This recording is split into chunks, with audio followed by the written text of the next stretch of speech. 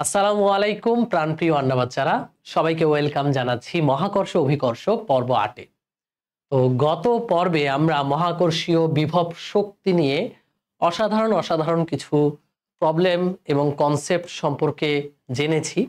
তো আজকের ক্লাসে আমরা নতুন একটি টপিক, খুবই সহজ টপিক, যার নাম হচ্ছে মুক্তিবেগ, ইংলিশে বলে স্কেপ ভ্যালোসিটি, এটা নিয়ে পড়াশোনা করব।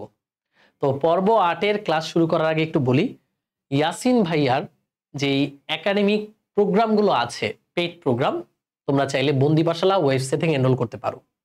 আমি এর আগে ক্লাসগুলোতে মার্কেটিং করিনি, জাস্ট আজকে একটা মার্কেটিং এর বিষয় একটু বলি। সেটা হলো যে ইয়াসিন ভাইয়ার এইচএসসি 27-এর জন্য সামনে একটা কোর্স আসবে ফিজিক্সের উপর। তোমাদের যে সকল জুনিয়ররা আছে তাদেরকে সাজেস্ট করে দিবা। আর এইচএসসি 26-এর কোর্সগুলো চলমান এবং শেষ সময় এইচএসসি 26-এর জন্য ফিজিক্সের ফুল ফ্লেজেড একটা কোর্স আসবে কম সময়, সেটাতে তোমরা এনরোল করতে পারো একদম ন্যূনতম একটা প্রাইসে। সো সেভাবে এনরোল করবা, বন্ধুদেরকে জানাবা, জুনিয়রদেরকে জানাবা। আর এই যে ক্লাসগুলো এত কষ্ট করে এত সুন্দর কন্টেন্ট দিয়ে নেওয়া হচ্ছে, ক্লাসগুলো সবার মাঝে ছড়িয়ে দিবা যেন সকলে এই ক্লাসগুলো দেখে উপকৃত হয়, তাহলেই আমার এই এফোর্টটা সার্থকতা লাভ করবে। ওকে, আর কথা না বাড়াই শুরু করি আমাদের আজকের ক্লাস। আজকের ক্লাসে শুরুতেই আছে মুক্তিবেগ। ওকে, মুক্তিবেগ। তো মুক্তিবেগ আসলে কি, স্কেপ ভ্যালোসিটি আসলে কি? দেখো, আমি প্রথমত পৃথিবী অঙ্কন করব। এই মনে করো পৃথিবী, হ্যাঁ, যদিও পৃথিবী এরকম গোল না, একটু কমলা লেবুর মতো চাপা, বাট আমরা ধরে নিয়েছি পৃথিবীটা গোল। সো পৃথিবীর সমস্ত ভর আছে কোথায়? ভর কেন্দ্রে, মানে এম। এখন পৃথিবী পৃষ্ঠ থেকে তুমি স্মল এম ভরের একটা বস্তুকে উপরের দিকে নিক্ষেপ করলা, কি হবে? ঘটনা কি হবে? যদি উপরে নিক্ষেপ করো, অভিকর্ষের টানে সে আবার তোমার হাতে ফিরে আসবে। তোমার মনে হইলো এটাকে আরো জোরে নিক্ষেপ করা উচিত, তুমি আরো জোরে নিক্ষেপ করলা, অনেক উপরে উঠে তোমার হাতে আবারও ফিরে আসলো। তো তুমি আরো জোরে নিক্ষেপ করলা, তারপর অনেক উপরে উঠে তোমার হাতে আবার ফিরে আসলো। তোমার এমন রাগ উঠলো, তুমি তোমার সর্বোচ্চ শক্তি, একটা মনে করো তোমার শক্তি দিয়ে তো হবে না, ধরো তুমি একটা মেশিন বানাইলা, যে মেশিন দিয়ে এটাকে এত জোরে নিক্ষেপ করলা যে পৃথিবীর মহাকর্ষীয় ক্ষেত্রের বাইরে চলে গেল। এটা হচ্ছে পৃথিবীর মহাকর্ষীয় ক্ষেত্র। ক্ষেত্র কি? যেই ক্ষেত্র হচ্ছে এমন একটা জায়গা যার ভেতরে পৃথিবী মহাকর্ষ বল দিয়ে অন্য একটা বস্তুকে আকর্ষণ করতে পারবে, তাই না? তো ধরো এমন জোরে তুমি নিক্ষেপ করলা, এমন একটা বেগে নিক্ষেপ করলা যার নাম দিলাম আমি ভিই, যে এই বস্তুটা পৃথিবীর মহাকর্ষীয় ক্ষেত্রের বাহিরে, মানে অসীমে চলে গেল। অসীম মানে কি? অনেক দূরত্ব না, অসীম মানে হচ্ছে রেঞ্জের বাহিরে। তাহলে মহাকর্ষীয় ক্ষেত্রের বাহিরে চলে গেল, তখন কি এই বস্তুটাকে আর পৃথিবী আকর্ষণ করবে? করবে না। তখন এই বস্তুটা পৃথিবীতে ফিরে আসবে? আসবে না।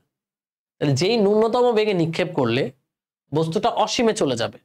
ধরো ভিই বেগে নিক্ষেপ করছো, যেতে যেতে যেতে যেতে অসীমে যেতে যেতে তার বেগ হয়ে গেল 0। তাহলে ন্যূনতম যেই বেগে নিক্ষেপ করলে সে কোনো মতে অসীমে যাবে।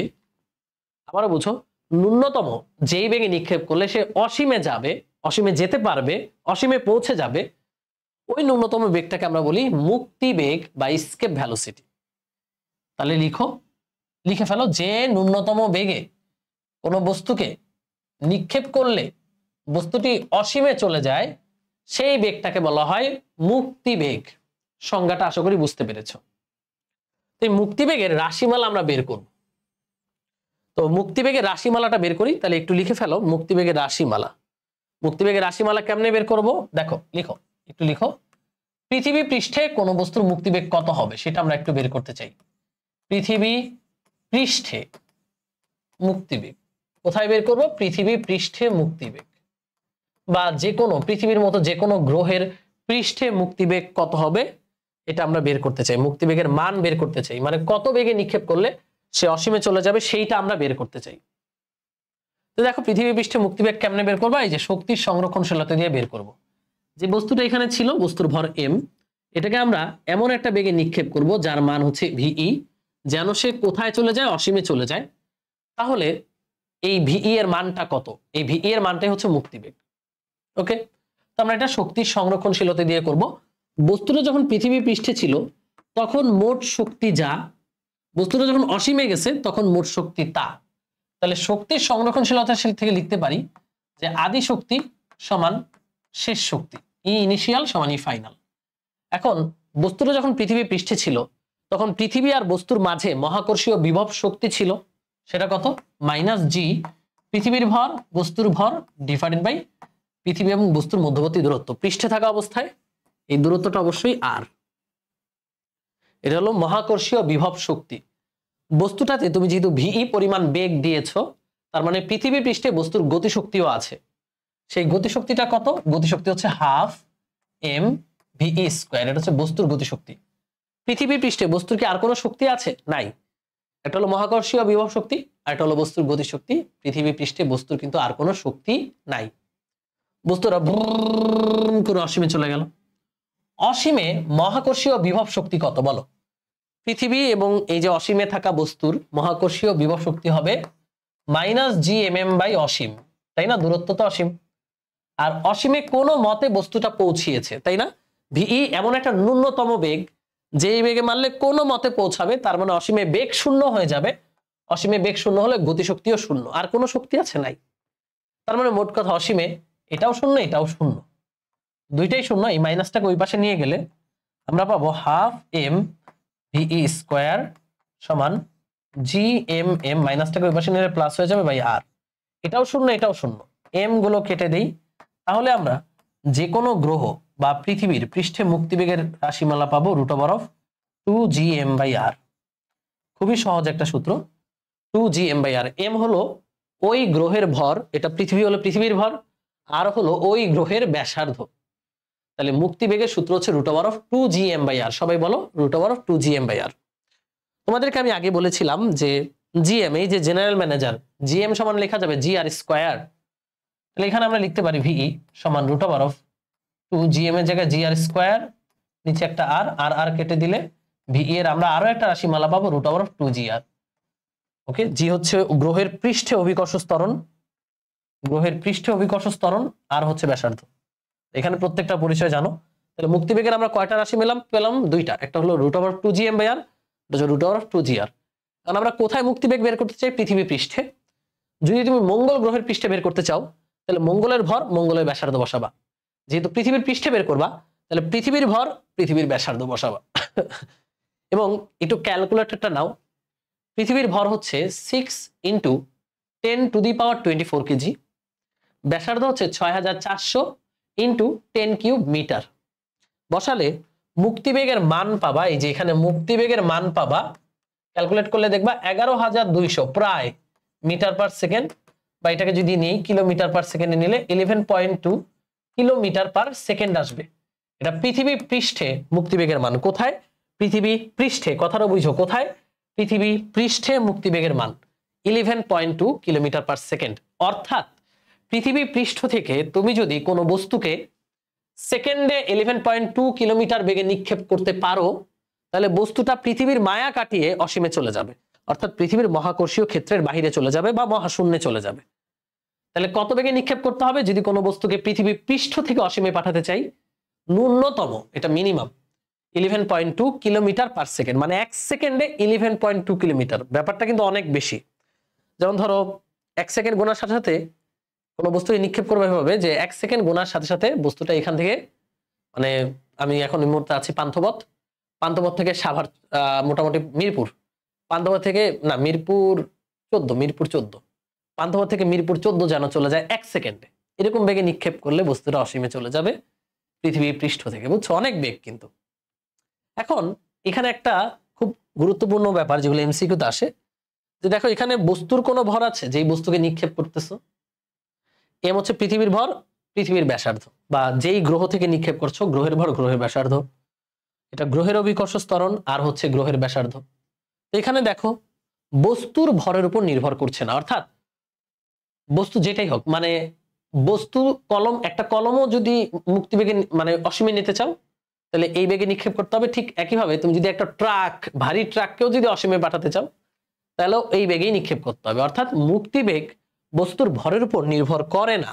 হ্যাঁ, মুক্তিবেগ পরীক্ষা এটা এমসিকিউতে আসবে, ভরের উপর নির্ভর করে না, বস্তুর ভর, ভর না বস্তুর ভর, বস্তু মানে যাকে নিক্ষেপ করছো তাকে, বস্তুর ভরের উপর নির্ভর করে না। মুক্তিবেগ বস্তুর ভরের উপর নির্ভর করে না। মুক্তিবেগ আরেকটা জিনিসের উপর নির্ভর করে না, সেটা হলো এই বস্তুটাকে তুমি যদি এইভাবে নিক্ষেপ করতা তাও 11.2 তে নিক্ষেপ করতে হতো, এভাবে নিক্ষেপ করলেও 11.2তেই নিক্ষেপ করতে হতো। তার মানে মুক্তিবেগ অ্যাঙ্গেলের উপর নির্ভর করে চেঞ্জ হয় না। তাই একটু লিখে নাও, মুক্তিবেগ অ্যাঙ্গেলের উপরও নির্ভর করে না। কত অ্যাঙ্গেলে নিক্ষেপ করছো, কত কোণে নিক্ষেপ করছো তার উপরও মুক্তিবেগ নির্ভর করে না। মুক্তিবেগ দিকের উপর নির্ভর করে না, দিক বা অ্যাঙ্গেল এর উপর, মানে তুমি এইভাবে নিক্ষেপ করলেও সে মুক্তিবেগে নিক্ষেপ করলে সে অসীমে চলে যাবে, এদিকে নিক্ষেপ করলেও অসীমে চলে যাবে, মানে মুক্তিবেগ 11.2 তে নিক্ষেপ করলে অসীমে চলে যাবে। সো মুক্তিবেগ দিক বা অ্যাঙ্গেলের উপর নির্ভর করে না, অ্যাঙ্গেলের উপর নির্ভর করে না। অর্থাৎ 30 ডিগ্রি অ্যাঙ্গেলে নিক্ষেপ করলেও মুক্তিবেগ যা 11.2 কিলোমিটার পার সেকেন্ড, 60 ডিগ্রি অ্যাঙ্গেলে নিক্ষেপ করলেও 11.2 কিলোমিটার পার সেকেন্ড। সেগুলো এমসিকিউতে আসে তাই লিখে দিলাম। তাহলে মুক্তিবেগের রাশিমালা আমরা দুইটা পেলাম, √2gm/√2gr, ঠিক আছে। আর পৃথিবী পৃষ্ঠে মুক্তিবেগ, পৃষ্ঠে এটা কিন্তু পৃষ্ঠে, মানে পৃষ্ঠ থেকে কোনো বস্তুকে অসীমে পাঠাতে চাইলে তুমি এই বেগে নিক্ষেপ করতে হবে, এটুকু আমরা জেনে ফেললাম। তাহলে মুক্তিবেগের রাশিমালাগুলোকে আমরা একটু ফার্দার বিশ্লেষণ করব। চলো, প্রথমেই যেটা আমরা পেয়েছিলাম মুক্তিবেগের রাশিমালা ভিই যে কোনো গ্রহের পৃষ্ঠে, নট অনলি পৃথিবী but also any other planet 2gm/r, তাই না? অথবা আমরা লিখতে পারি √2gr। ওকে, এবার এই দুইটা সূত্র তো আমরা জানি, আরেকটা সূত্র আমি বের করতে পারবো কিভাবে, এটা দিয়ে জাহাঙ্গীরনগর ইউনিভার্সিটিতে কোশ্চেন আসছিল। 2g/r, এই যে ভর, যে কোনো গ্রহের ভর সমান কি লেখা যায়? ঘনত্ব ইন্টু আয়তন, লেখা যায় না? গ্রহের ভর সমান গ্রহের ঘনত্ব ইন্টু আয়তন হচ্ছে 4/3 পাই আর কিউব। এখানে একটা আর এবং আর কিউব কাটাকাটি গেলে এখানে r² থাকবে। r² যদি রুটের বাইরে নিয়ে আসি তাহলে মুক্তিবেগের আরেকটা সুন্দর রাশিমালা পাবো। r² রুটের বাইরে নিয়ে আসলে আর থাকবে, এখানে হবে √4 দুগুণে 8, 8/3 পাই রো জি, 8/3 পাই রো জি। তাহলে মুক্তিবেগের আমরা আরো একটা রাশিমালা পেলাম। তাহলে সর্বমোট মুক্তিবেগের রাশিমালা কয়টা? 3টা। এই যে এখানে 2টা, এই যে এখানে 2টা, আর এখানে একটা। তো এই 3টার মধ্যে আমরা একটু কনফিউজড হয়ে যাই যে 3টার সমীকরণের দিকে তাকালে আমরা আর এর সাথে মুক্তিবেগের 3টা সম্পর্ক পাই। এই সমীকরণ অনুযায়ী মুক্তিবেগের সাথে গ্রহের ব্যাসার্ধ বর্গমূলের ব্যস্তানুপাতে রিলেটেড। এই সমীকরণ অনুযায়ী মুক্তিবেগের সাথে গ্রহের ব্যাসার্ধের সম্পর্ক বর্গমূলের সমানুপাতিক। এই সমীকরণ অনুযায়ী মুক্তিবেগের সাথে গ্রহের ব্যাসার্ধের সম্পর্ক শুধু সমানুপাতিক। Which one is right? এখানে অ্যাকচুয়ালি কোনটা সঠিক? 3টা 3 রকম সম্পর্ক, তাই না? গ্রহের ব্যাসার্ধে তুমি কোনটা লিখবা? 3টাই সঠিক, 3টা শর্ত সাপেক্ষে। খেয়াল করো, এটা কখন, এটা কোন সূত্রে? এই সূত্রে কে আছে? ভর আছে। তাহলে এটা তখনই যখন বলবে ভর ধ্রুব, প্রশ্নে বলা থাকবে, জাহাঙ্গীরনগর বিশ্ববিদ্যালয়ে ভর্তি পরীক্ষায় এই প্রশ্নটা আসছে, ভর ধ্রুব থাকলে যে বর্গমূলের ব্যস্তানুপাতিক কখন? যখন ভর ধ্রুব। বর্গমূলের সমানুপাতিকে কে আছে? অভিকর্ষ ত্বরণ। যখন অভিকর্ষ ত্বরণ ধ্রুব তখন এটা। এখানে কে আছে? ঘনত্ব। তাহলে যখন ঘনত্ব ধ্রুব তখন এটা। তো প্রশ্নে বলে দিবে ঘনত্ব ধ্রুব থাকলে যদি ব্যাসার্ধ দ্বিগুণ করা হয় মুক্তিবেগ কয় গুণ হবে? দ্বিগুণ। ভর ধ্রুব, ব্যাসার্ধ দ্বিগুণ করলে মুক্তিবেগ হবে 1/√2। অভিকর্ষ ত্বরণ ধ্রুব, ব্যাসার্ধ দ্বিগুণ করলে মুক্তিবেগ হবে শুধু √2 গুণ। মনে থাকে জানো, ঠিক আছে? সে হচ্ছে মুক্তিবেগ, মুক্তিবেগের রাশিমালা, 3টা রাশিমালা, মুক্তিবেগের 3টা কনফিউজিং এমসিকিউ। আশা করি মুক্তিবেগের এই ব্যাপারগুলো তোমার মাথায় থাকবে। এখন একটা বেগ আছে, এই যে বেগ দেখো সবাই, একটু একটা বেগের সাথে একটু পরিচয় করাই। এই বেগটা হচ্ছে VE/√2, মানে পৃথিবী পৃষ্ঠের মুক্তিবেগকে তুমি √2 দ্বারা ভাগ করলে একটা মান পাবা, সেটা হয় 7.88 কিলোমিটার পার সেকেন্ড। এই বেগটা হচ্ছে কৃত্রিম উপগ্রহের বেগ নরমালি, ঠিক আছে? আচ্ছা, এই বেগটা একটা রেফারেন্স বেগ, এই বেগটা মনে রাখো VE/√2। কি নাম? VE/√2। এটার মান কত? 7.88 কিলোমিটার পার সেকেন্ড। কেন এটা মনে রাখবো? কারণ এই বেগের সাথে তুলনা করে কিছু এমসিকিউ আসে, আমাদের বইয়েও আছে। এই এমসিকিউ গুলো আমাদের জানতে হবে। 5টা ইনফরমেশন, 1 বাই 1 একটু লিখো। 1, কোন বস্তুকে তুমি পৃথিবী পৃষ্ঠ থেকে নিক্ষেপ করলা, বাট তার বেগটা এই VE/√2 এর চেয়ে কম, VE/√2 এর চেয়ে কম বেগে তুমি বস্তুকে নিক্ষেপ করলা, তাহলে কি হবে? বস্তুটি উপবৃত্তাকার পথে, কোন পথে? উপবৃত্তাকার পথে ঘুরে ফিরে আসবে, পৃথিবীতে ফিরে আসবে, পৃথিবীতে ফিরে আসবে। পরীক্ষায় আসবে কিন্তু এটা, কোনো বস্তুকে যদি আমরা VE/√2 এর চেয়ে কম বেগে নিক্ষেপ করি তাহলে কি হবে? এটা তো মুক্তি বেগে নিক্ষেপ করো নাই যে অসীমে চলে যাবে, এটা VE/√2 এর চেয়ে কম বেগে মারছো, তার মানে উপবৃত্তাকার কক্ষপথে আবর্তন করে ফিরে আসবে, পৃথিবীতেই ফিরে আসবে। 2 নম্বর হচ্ছে কোন বস্তুকে যদি আমি এই VE/√2 বেগে নিক্ষেপ করি, সমান সমান বেগে নিক্ষেপ করি, তাহলে কি হবে? তাহলে বস্তুটি বৃত্তাকার পথে প্রদক্ষিণ করতে থাকবে, বৃত্তাকার পথে পৃথিবীকে প্রদক্ষিণ করবে। কি করবে? প্রদক্ষিণ করতে থাকবে, মানে ফিরবে না, বৃত্তাকার পথে প্রদক্ষিণ করতেই থাকবে যদি আমরা VE/√2 এর সমান সমান মানে নিক্ষেপ করি। এবার VE/√2 এর চেয়ে বেশি বেগে নিক্ষেপ করব কোন বস্তুকে, যেটা হচ্ছে নিক্ষেপের বেগ VE/√2 এর চেয়ে বেশি কিন্তু মুক্তি বেগের চেয়ে কম। মুক্তি বেগে মারলে তো অসীমেই চলে যাবে, আমরা VE/√2 এর চেয়ে বেশি বেগে মারবো কিন্তু মুক্তি বেগের চেয়ে কম বেগে, অর্থাৎ 7.88 কিলোমিটার পার সেকেন্ড থেকে 11.2 কিলোমিটার পার সেকেন্ড এর মাঝে যে কোনো বেগে যদি আমি নিক্ষেপ করি তাহলে কি ঘটনা ঘটবে? বস্তুটি উপবৃত্তাকার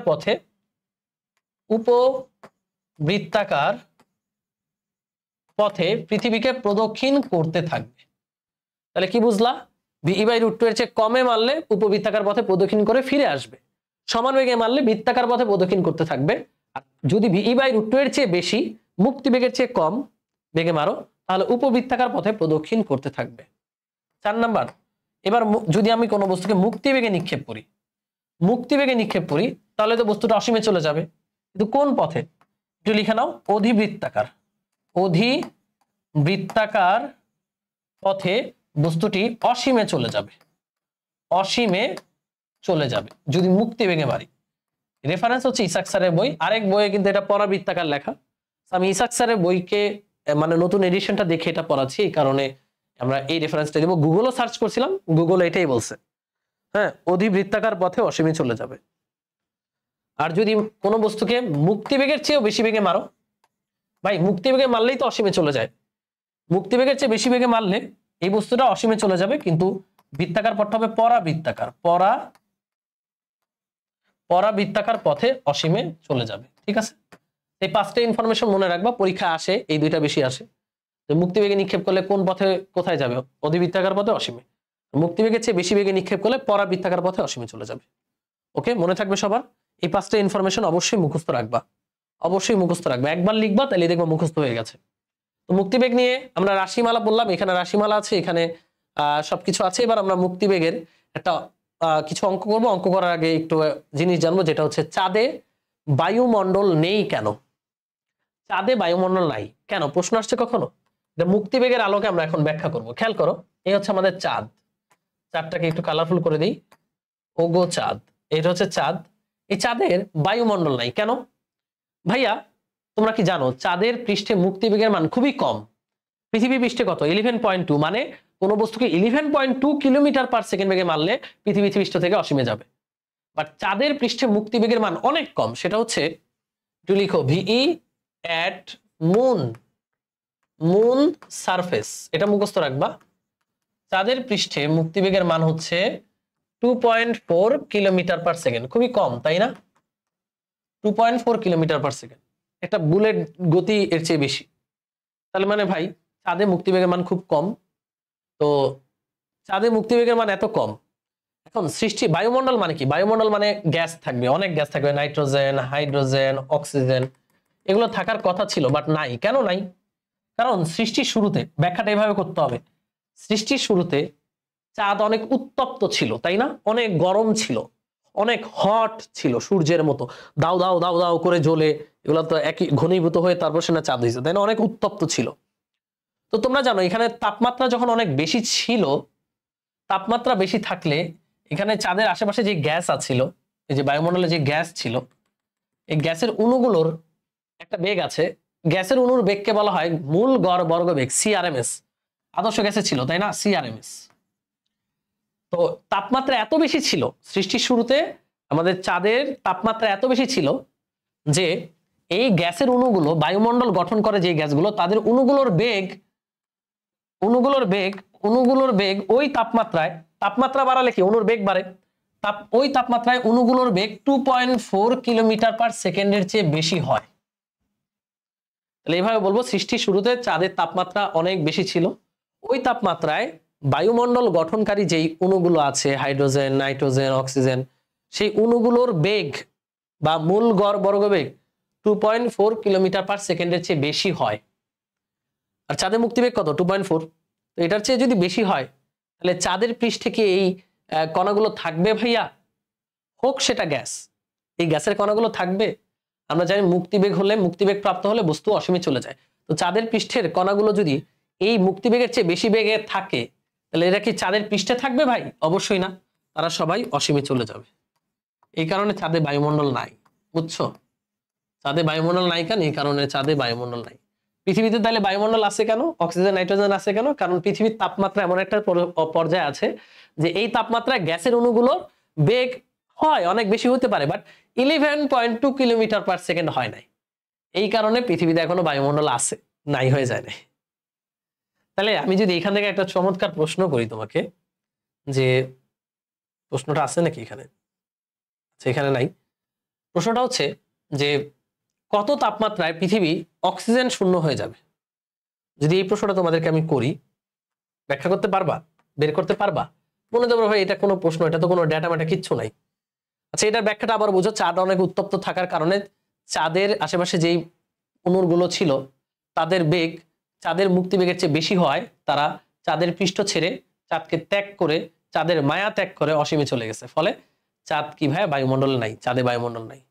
এবার আমার প্রশ্নটা যেন কি? আমার প্রশ্নটা হচ্ছে কোয়েশ্চেন যে কত তাপমাত্রায় পৃথিবী অক্সিজেন শূন্য হয়ে যাবে?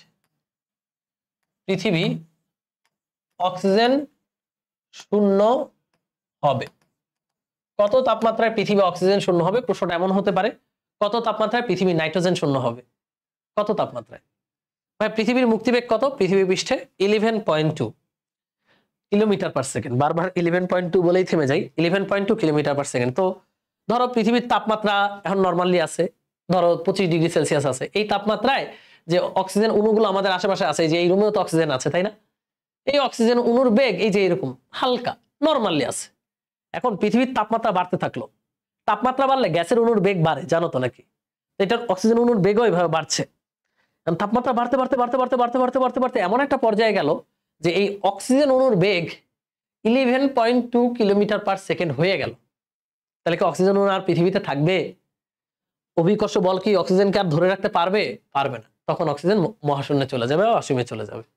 তখন পৃথিবী অক্সিজেন শূন্য হয়ে যাবে। তাহলে আমরা দেখব কত তাপমাত্রায় অক্সিজেন এর বেগ 11.2 কিলোমিটার পার সেকেন্ড হয়। এটাই আমরা বের করব। কেমনে বের করা যায় ভাইয়া? অক্সিজেনের গতিশক্তি দেখো কিভাবে করা যায়।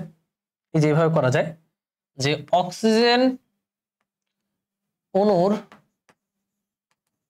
গড় গতিশক্তি দিয়ে করি। গড় গতিশক্তি, অক্সিজেন কয় পারমাণবিক? দ্বিপারমাণবিক না? তাহলে গড় গতিশক্তি হচ্ছে 5/2 কেটি, তাই না? এই গড়, তার মানে অক্সিজেন অণুর গড় গতিশক্তির আরেকটা সূত্র লিখবো, 12 mv²। এটা হলো একটি অণুর ভর কিন্তু। তো ভাইয়া আমার তাপমাত্রাটা এমন হইতে হবে যেন সে মুক্তিবেগ প্রাপ্ত হয়ে যায়।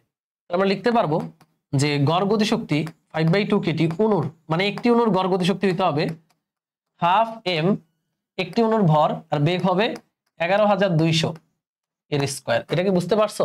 ব্যাপারটা বুঝছো? আবারও বুঝো, একটা অণুর গড় গতিশক্তি হইতে হবে মুক্তিবেগ নিয়ে যে গতিশক্তি হয় তার সমান। এখানে m কি? একটা অণুর ভর। একটা অণু যদি মুক্তিবেগ প্রাপ্ত হয়, একটা অণু যে তাপমাত্রায় মুক্তিবেগ প্রাপ্ত হবে ওই তাপমাত্রায় আসলে সবগুলো অণুই কি ভাইয়া? মহাশূন্যে চলে যাবে। ব্যাপারটা বুঝাইতে পারছি? আবারও বুঝো, অক্সিজেনের একটা অণুর গতিশক্তি কত? 5/2 কেটি। এখন এই গতিশক্তিতে সে আছে। এখন আমি তাপমাত্রা বাড়াতে বাড়াতে বাড়াতে বাড়াতে ওই অণুর বেগ করে ফেললাম 11,200। তাহলে তার গতিশক্তি কত হবে? 12 mv²। তাহলে কোন তাপমাত্রায় তার গতিশক্তি 12 m 11,200 এর স্কয়ার, সেটাই আমার বের করতে হবে। ওই তাপমাত্রায় পৌঁছালেই আমার পৃথিবী কি? অক্সিজেন শূন্য হয়ে যাবে। মনে হইতে পারে ভাই একটা অক্সিজেন না, একটা অক্সিজেনের অণু যখন এই বেগ প্রাপ্ত হবে বাকি অক্সিজেন অণুগুলো এই তাপমাত্রায় ওই বেগই প্রাপ্ত হবে। আমার তাপমাত্রাটা বের করতে হবে। সো বের করে ফেলি। 5/2 কে হচ্ছে বোল্টজম্যান ধ্রুবক 1.38 10⁻⁻23। তাপমাত্রাটা বের করব যে কোন তাপমাত্রায় অক্সিজেন এই বেগ প্রাপ্ত হয়। হাফ। এখানে অনেকে ভুল করবে, এম কিন্তু একটি অক্সিজেন অণুর ভর। তাই একটি অক্সিজেন অণুর ভর কত ভাইয়া? আমরা জানি 1 মোল মানে 32 গ্রাম অক্সিজেন অণুর ভর হচ্ছে সরি 1 মোলে কত থাকে? 1 মোলে থাকে 6.023 10⁻23। তাহলে 6.023 ইন্টু 10⁻23 এতগুলা অণুর ভর হচ্ছে 32 গ্রাম। তাহলে একটা অণুর ভর কত? একটা অণুর ভর হচ্ছে 32 গ্রাম ডিভাইডেড বাই 6.023 10⁻23। এটা গ্রামে আছে, কেজিতে নিতে হবে। কেজিতে নিতে হলে এটাকে আবার 10⁻³ দ্বারা গুণ করতে হবে। কেজিতে নিতে হবে কারণ এসআই একক, টি কেলভিনে আসবে, সো এটা কেজিতে নিতে হবে।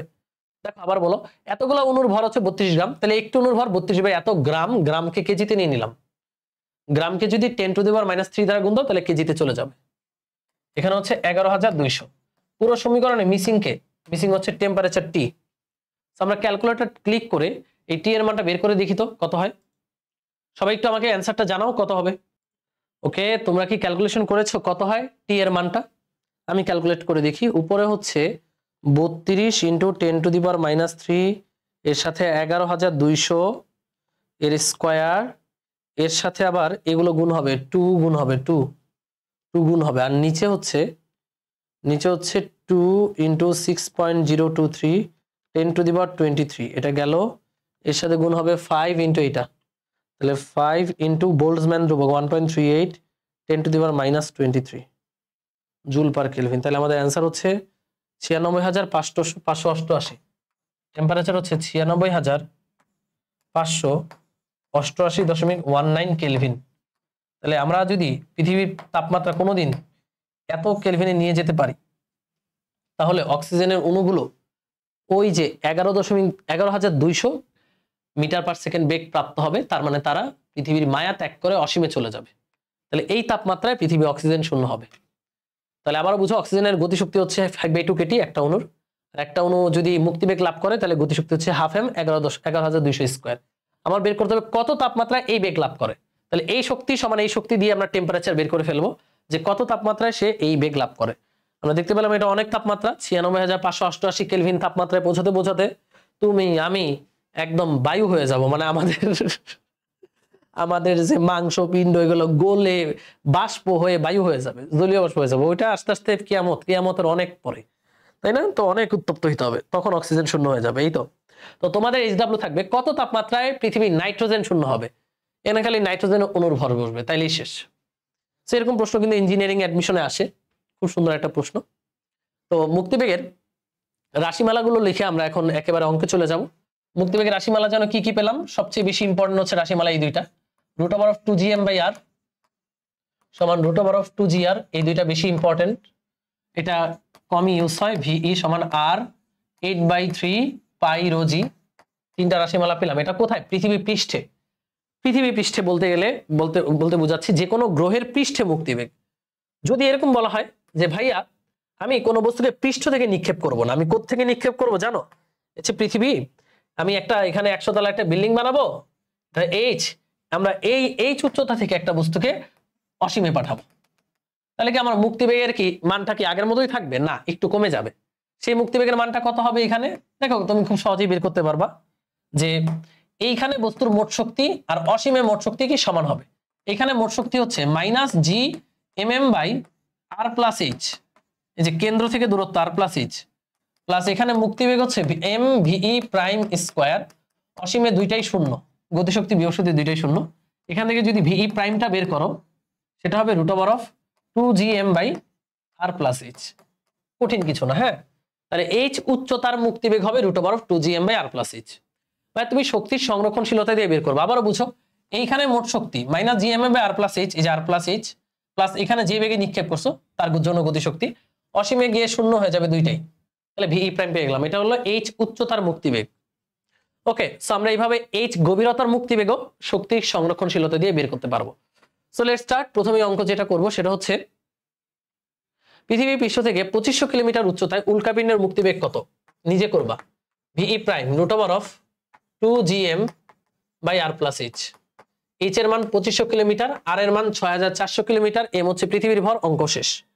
পরের প্রশ্ন, এখানে এটা বোর্ডের প্রশ্ন, যশোর বোর্ড 24 আসছে। এ বা বি কোন গ্রহের পৃষ্ঠ হতে 1000 কেজি ভরের নভোযানকে মহাশূন্যে পাঠাতে বেশি গতিশক্তির প্রয়োজন হবে? মানে কোন গ্রহের পৃষ্ঠ থেকে মহাশূন্যে পাঠাতে বেশি গতিশক্তির প্রয়োজন হবে? মহাশূন্য মানে কি? এদের মহাকর্ষীয় ক্ষেত্রের বাইরে, মানে অসীমে। তাহলে কোন গ্রহ থেকে বেশি গতিশক্তির প্রয়োজন হবে? ভাই যেই গ্রহে মুক্তিবেগ বেশি, ধরো এই গ্রহে মুক্তিবেগ বের করবা, ভিইর মান বের করবা ve1, এই গ্রহে মুক্তিবেগের মান বের করবা ve2। যেখানে মুক্তিবেগ বেশি ওইখানে কি বেশি শক্তি লাগবে? যেমন চাঁদ থেকে একটা বস্তুকে অসীমে পাঠাতে বেশি শক্তি লাগবে না পৃথিবী থেকে, কারণ পৃথিবীর মুক্তিবেগ বেশি। আমরা মুক্তিবেগ বের করব, সবই দেওয়া আছে। তাহলে ve1 হচ্ছে √2gm1/r1 দেওয়া আছে, দেখো m1r দেওয়া আছে। আবার ve2 সমান হচ্ছে √2gm2/r2, m দেওয়া আছে, r2 দেওয়া আছে। তো যার মুক্তিবেগ বেশি হবে ওই গ্রহের পৃষ্ঠ থেকে বেশি বেগে নিক্ষেপ করতে হবে, তার মানে বেশি গতিশক্তির প্রয়োজন হবে। তোমরা করে ফেলবা, বাচ্চাদের প্রশ্ন। আচ্ছা, এটা খুব সুন্দর একটা প্রশ্ন। একটা মহাজাগতিক বস্তুর ব্যাসার্ধ ও ভর, একটা মহাজাগতিক বস্তুর ব্যাসার্ধ হচ্ছে এটা, আর ভর হচ্ছে 4 × 10⁻24 কেজি। তাহলে ধরি এটা হচ্ছে ব্যাসার্ধ আর 3.2 10⁻6 মিটার, আর ওইটার ভর হচ্ছে 4 × 10⁻24 কেজি। তো ধূমকেতুর আঘাতে এটা 8টা সমান খণ্ডে ভাগ হলো। 8টা সমান খণ্ডে ভাগ হলে ভর কত হবে বলো? মানে হচ্ছে আঘাতের পর, আঘাতের পর প্রতিটা খণ্ডের ভর কত হবে সেটা দিলাম m প্রাইম, যেহেতু 8টা সমান খণ্ড তাহলে m/8। আঘাতের পর প্রত্যেকটা খণ্ডের ভর হচ্ছে m/8, তাহলে আঘাতের পর প্রত্যেকটা খণ্ডের ব্যাসার্ধ কত হবে? ব্যাসার্ধ বের করার জন্য মনে রাখবা এই পুরো খণ্ডের যে আয়তন, এই 8টা ছোট খণ্ডের 3 3 6 2 8, এই ছোট খণ্ডের আয়তনটা কি সেম হবে, মানে আয়তন অপরিবর্তিত থাকে। তাহলে পুরো বড় খণ্ডের আয়তন ছিল 4/3 πr3, আর 8টা ছোট খণ্ডের সমষ্টিগত আয়তন হচ্ছে 8 × 4/3 π r3। স্মল আর হচ্ছে ছোট যেই ভাগ হইলো 8টা ভাগ, এদের প্রত্যেকের আলাদা আলাদা ব্যাসার্ধ। এই সবগুলোর ব্যাসার্ধের সবগুলোর আয়তনের সমষ্টি হচ্ছে বড়টার আয়তন। তাহলে 8টা ছোট খণ্ডের আয়তন সমান বড়টার আয়তন। 4/3 π কাটা, বা আমরা লিখতে পারি বড় হাতের r³ সমান 8 × ছোট হাতের r³। তো তোমরা একটু মনে রাখবা, যখন কোনো বস্তু ভেঙে n সংখ্যক সমান বস্তুতে রূপান্তর হয় তখন বড় r³ সমান n × ছোট r³ হয়। এই সম্পর্কটা মনে রাখলে বড় আর ছোট আর সবই তুমি নির্ণয় করতে পারবা। তাহলে এখানে ছোট আর হবে r³/8 এর ঘনমূল, অর্থাৎ ছোট আর হবে r/2। তার মানে প্রত্যেকটা খণ্ডের ব্যাসার্ধ হচ্ছে r/2, ক্যাপিটাল r/2। ওকে, এটা আলাদা করে বের করে রাখলাম। এবার প্রশ্নে কি বলছে? এটা তো উদ্দীপক গেল, এটা আলাদা করে বের করে রাখলাম। প্রশ্নে বলছে যে প্রতিটি খণ্ডের মুক্তিবেগ মূল বস্তুর বেগের 1/8 হবে কিনা। তাহলে প্রত্যেকটা খণ্ডের মুক্তিবেগ বের করব। তাহলে প্রতিটি খণ্ডের মুক্তিবেগ মানে হচ্ছে খণ্ডের পৃষ্ঠে মুক্তিবেগ আর কি, বুঝছো? প্রতিটি খণ্ডের মুক্তিবেগের রাশিমালা কি? ভিই প্রাইম দিলাম √2gm' ছোট আর, প্রত্যেকটা খণ্ডের জন্য, প্রত্যেকটা ছোট খণ্ডের পৃষ্ঠে মুক্তিবেগ আর কি। মান বসায় দাও। 2g m' কত? m' মানে m/8, আর r মানে কত? r/2।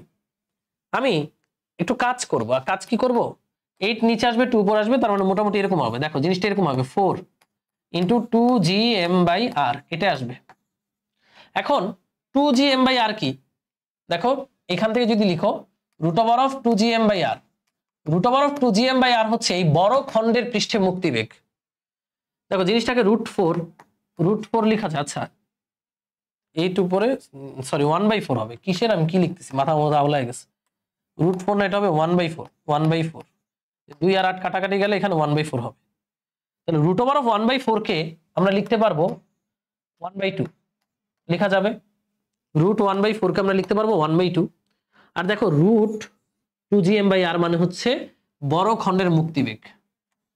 √2gm/r হচ্ছে বড় খণ্ডের মুক্তিবেগ। তার মানে আমরা দেখতে পাচ্ছি প্রতিটি ছোট খণ্ডের মুক্তিবেগ হবে বড় খণ্ডের পৃষ্ঠে মুক্তিবেগের অর্ধেক। প্রতিটি ছোট খণ্ডের পৃষ্ঠে মুক্তিবেগ হবে বড় খণ্ডের মুক্তিবেগের অর্ধেক। তার মানে বড় খণ্ডের মুক্তিবেগের 1/8 হবে না, অর্ধেক হবে। বড় খণ্ডের মুক্তিবেগের অর্ধেক হবে, অর্ধেক হবে, 1/8 হবে না। VE/8 হবে না, VE/2 হবে। That's it. পারবা? পারা উচিত, সহজ। এটা জোস একটা প্রশ্ন।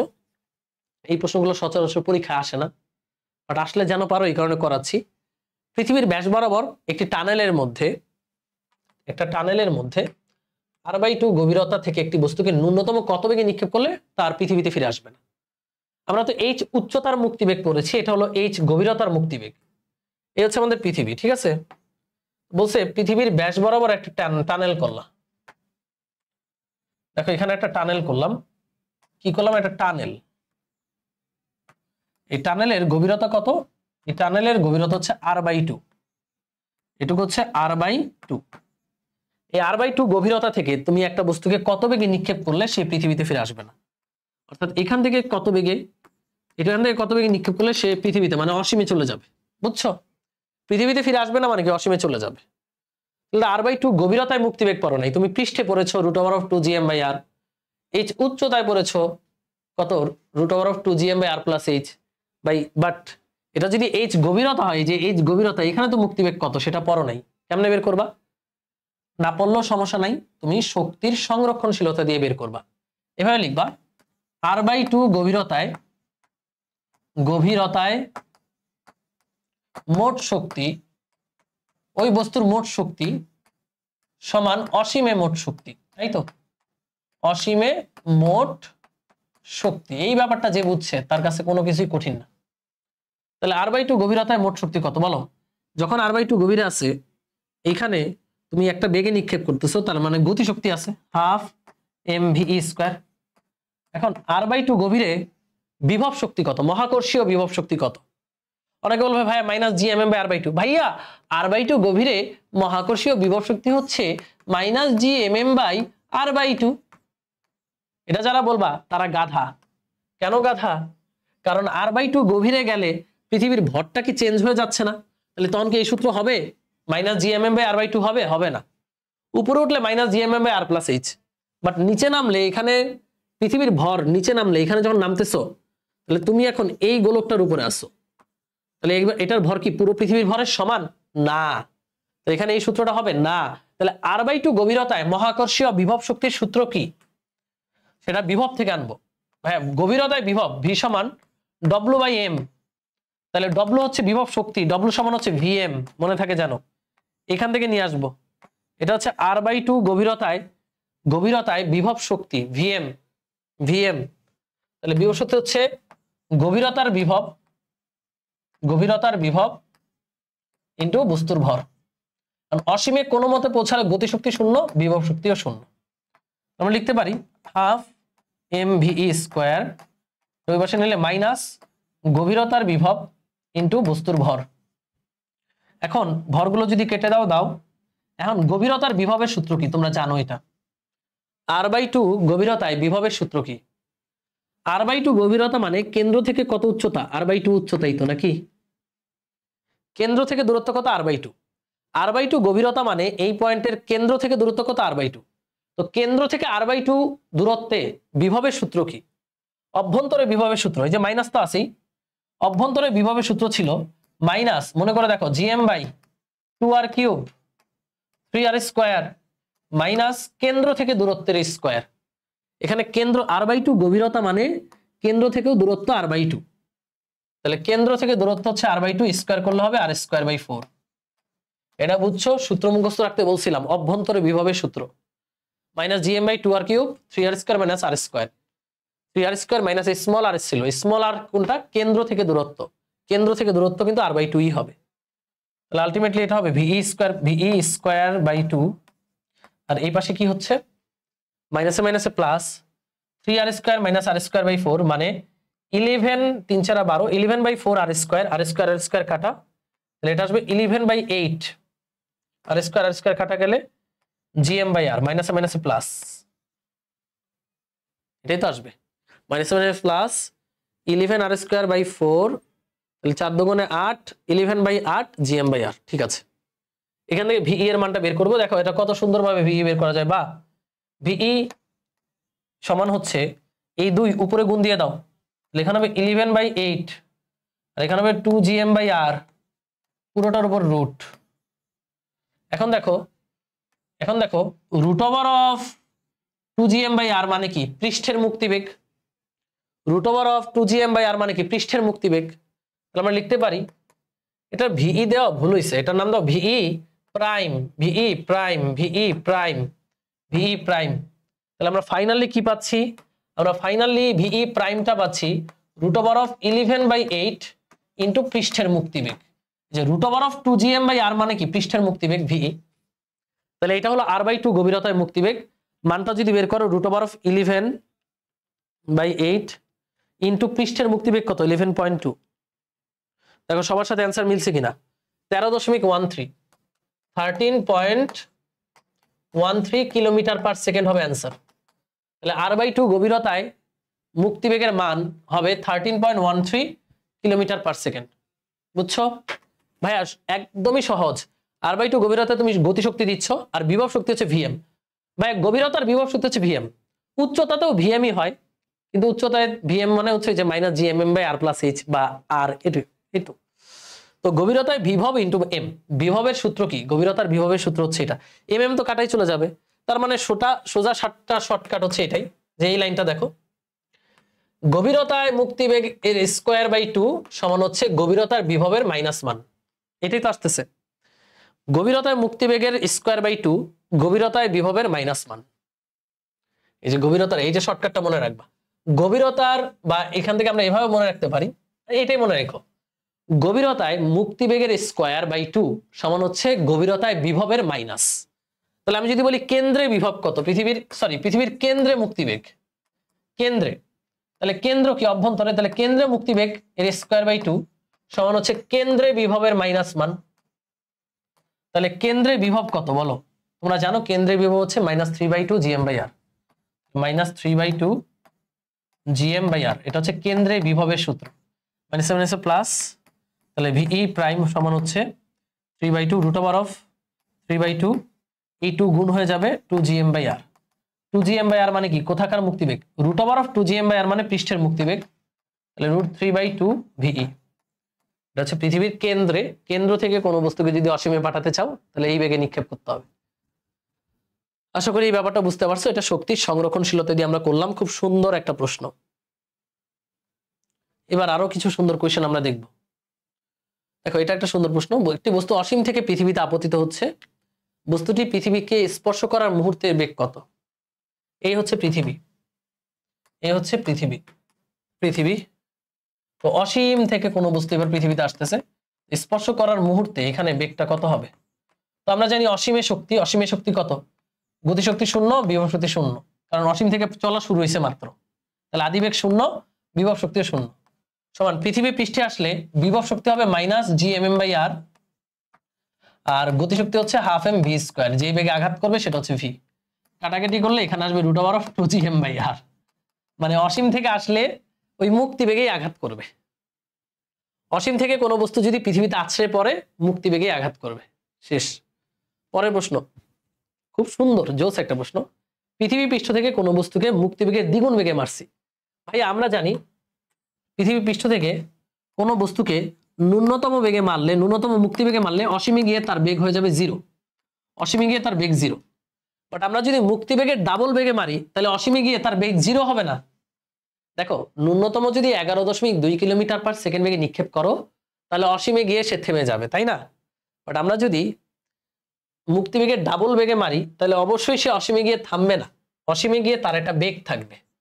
এই অসীমে বেগটা কত? এটা হচ্ছে প্রশ্ন, যদি আমরা মুক্তি বেগে ডাবল বেগে নিক্ষেপ করি। ভাইয়া এটাও কি শক্তির সংরক্ষণশীলতা? পৃথিবী পৃষ্ঠে মোট শক্তি মানে ইনিশিয়াল এনার্জি সমান ফাইনাল এনার্জি। তাহলে পৃথিবী পৃষ্ঠে মোট শক্তি কত বলো? এই যে বস্তুটা পৃথিবী পৃষ্ঠে যখন আসে, মহাকর্ষীয় বিভব শক্তি হচ্ছে -gmm/r। আর কত বেগে মারছো? ডাবল বেগে 2ve। তাহলে বিভব গতিশক্তি কত? 12 m2ve এর স্কয়ার সমান অসীমে গেলে মহাকর্ষীয় বিভব শক্তি হবে 0। অসীমে মহাকর্ষীয় বিভব শক্তি 0। ভাই অসীমে বিভব 0, তাহলে মহাকর্ষীয় বিভব শক্তি ডেফিনেটলি 0। আর অসীমে গেলে তার এখন একটা কিছু বেগ থাকবে, আগে তার বেগ শূন্য হয়ে যেত, মুক্তি বেগে মারলে ন্যূনতম বেগে মারলে অসীমে যেতে যেতে শূন্য হয়ে যেত, বাট এখন তো তার একটা বেগ আছে, ওই বেগটাই বের করতে হবে। তাহলে অসীমে এখন যেহেতু বেগ আছে, তাহলে গতিশক্তি হচ্ছে হাফ এম ভি অসীমের স্কোয়ার। আমার এই ভি অসীম বেগটা বের করতে হবে, অসীমে যাওয়ার পর তার বেগটা বের করতে হবে। এম গুলো একটি একটি করে কেটে দাও। এখানে আমরা একটা কাজ করব, কি কাজ করব, এটা 4VE স্কোয়ার হয় তাই না, এটা হয়ে যায় 4VE স্কোয়ার, 2 দিয়ে কাটলে 2VE স্কোয়ার, এটাকে সামনে আনলাম 2VE স্কোয়ার, আচ্ছা মাইনাস GM বাই আর, এখানে আসে অসীমের বেগের স্কোয়ার বাই 2। এবার আমি একটা কাজ করব, কি কাজ করব জানো, আমি এই যে মাইনাস GM বাই আর আছে না, এটার উপরে 2 নিচে 2 দ্বারা গুণ দিব, সমস্যা আছে? সমস্যা নেই। দেখো 2GM বাই আর মানে কি বলো, মুক্তিবেগের রাশিমালা কি পৃথিবী পৃষ্ঠে, PE সমান √2GM বাই আর। যেহেতু রুট নাই তার মানে 2GM বাই আর আছে, এই জায়গাটা আমরা কি লিখতে পারি, মুক্তিবেগের স্কোয়ার, তাহলে 2VE স্কোয়ার মাইনাস নিচে কিন্তু একটা 2 আছে, এটার জায়গায় লিখতে পারি মুক্তিবেগের স্কোয়ার, মুক্তিবেগের স্কোয়ার এটাই তো লেখা যায়, সমান সমান ভি অসীমের বেগ স্কোয়ার বাই 2। তাহলে দুইটা VE স্কোয়ার থেকে অর্ধেকটা VE স্কোয়ার বাদ দিলে থাকবে 3/2 VE এর স্কোয়ার সমান অসীমে বেগের স্কোয়ার বাই 2, 2 গুলো বাদ দিয়ে দেই, তাহলে অসীমে বেগ কত হবে, সুতরাং অসীমে বেগ হবে √3VE। তাহলে বস্তুটা অসীমে গেলে তার বেগ আছে এবং সেই বেগটা হবে √3VE, অর্থাৎ পৃষ্ঠের মুক্তি বেগের তুলনায় √3 গুণ বেগ অসীমে থাকবে। সুন্দর না প্রশ্নটা? খুবই সুন্দর, কিন্তু খুবই চমৎকার প্রশ্ন। পরের প্রশ্নে যাই। এটা একটা চমৎকার কোয়েশ্চেন, যে দুইটা গ্রহ আছে M1 M2, এখান থেকে এই দূরত্বটা হচ্ছে a, এখান থেকেও এই দূরত্বটা হচ্ছে a। বলছে এই মাঝখান থেকে, দুইটা গ্রহের মাঝখান থেকে, যে মিডল পয়েন্ট থেকে আমরা যদি m ভরের বস্তুকে নিক্ষেপ করি, তাহলে এই m ভরের বস্তুর মুক্তিবেগ কত। আবারও শক্তির সংরক্ষণশীলতা, যে এই পয়েন্টে বস্তুর মুক্তিবেগ অসীমে মুক্তিবেগের সমান, সরি মুক্তিবেগ বলতেছি কেন, এই পয়েন্টে বস্তুর যা শক্তি, এই m ভরের বস্তুটা যখন অসীমে যাবে মোট শক্তি তাই হবে। আমরা লিখতে পারি E ইনিশিয়াল সমান E ফাইনাল। তাইলে ভাই বলো, ইনিশিয়াল অবস্থায় ওর সাথে ওর মহাকর্ষীয় বিভব শক্তি আছে, হ্যাঁ আছে, কত সেটা, minus GM small m by a, দূরত্ব a, এই দূরত্বটা কেন্দ্র থেকে ধরো, এই যে কেন্দ্র থেকে ধরো, কেন্দ্র থেকে a, এটারও কেন্দ্র থেকে a ধরো, হ্যাঁ যেহেতু দূরত্বগুলো দেওয়া নেই আমরা ধরে নিছি কেন্দ্র থেকে দূরত্ব। এটা হলো এই জোড়ার, এই জোড়ার, আবার এই জোড়ার আছে না, গত ক্লাসেও করাইছি, এই জোড়ার কথা আছে M1 দাও, এটা M1, এটা হচ্ছে M1 আর M, তাহলে এ হচ্ছে GM1M বাই a। তারপরে অপর জোড়ার হচ্ছে মহাকর্ষীয় বিভব শক্তি মাইনাস, মাইনাস তো দিয়ে দিছি, মাইনাস GM2M বাই a, মহাকর্ষীয় বিভব শক্তি গেল। এরপর দেখো এই দুইজনের মধ্যে মহাকর্ষীয় বিভব শক্তি আছে, সেটা কত, সেটা কত বলো, সেটা হচ্ছে মাইনাস GM1M2 বাই 2a, কেন্দ্রের মধ্যবর্তী দূরত্ব। এগুলো মহাকর্ষীয় বিভব শক্তি। এবার এদেরকে কোনো বেগ দিচ্ছ না, বেগ দিচ্ছ কাকে, স্মল m কে, এবং এই বেগটাই বের করতে বলছে, এই কারণে বেগের কারণে গতিশক্তি হচ্ছে হাফ এম VE স্কোয়ার। এই গেল ইনিশিয়াল এনার্জি। এবার অসীমে যখন এই বস্তুটা যাবে, এই বস্তুটা যখন অসীমে যাবে, অসীমে গেলে ওর বেগ হয়ে যাবে 0, গতিশক্তি 0। অসীমে এই যে বস্তুটা ধরো, এই যে এখান থেকে যেতে যেতে যেতে যেতে এখানে আসলো, এটা হচ্ছে অসীম। অসীমে এই বস্তুর সাথে এই বস্তুর বিভব শক্তি কত, 0। এই বস্তুর সাথে এই বস্তুর বিভব শক্তি 0, কিন্তু এরা দুইজন তো আর অসীমে যায় নাই, এদের দুইজনের মধ্যে দেখো বিভব শক্তি 0 0, মানে এই বস্তুর গতিশক্তি প্লাস এই বস্তুর সাথে এদের দুজনের কম্বো বিভব শক্তি 0। আবার এই দুইজনের মধ্যে আবার বিভব শক্তি আছে না, হ্যাঁ আছে, সেটা কত, মাইনাস GM1M2 বাই মধ্যবর্তী দূরত্ব হচ্ছে 2a। দেখো এইটা আর এইটা বাদ, এই সমীকরণ সমাধান করব আমরা। এখানে হাফ m VE স্কোয়ারটা থাকবে, এটা ওই পাশে নিলে প্লাস প্লাস হয়ে যাবে, তাহলে আমরা কমন নিব G by a, G by a যদি কমন নেই, sorry GM by a common নেই, এখানে থাকবে M1 প্লাস M2, ওই পাশে নিলে সবই প্লাস।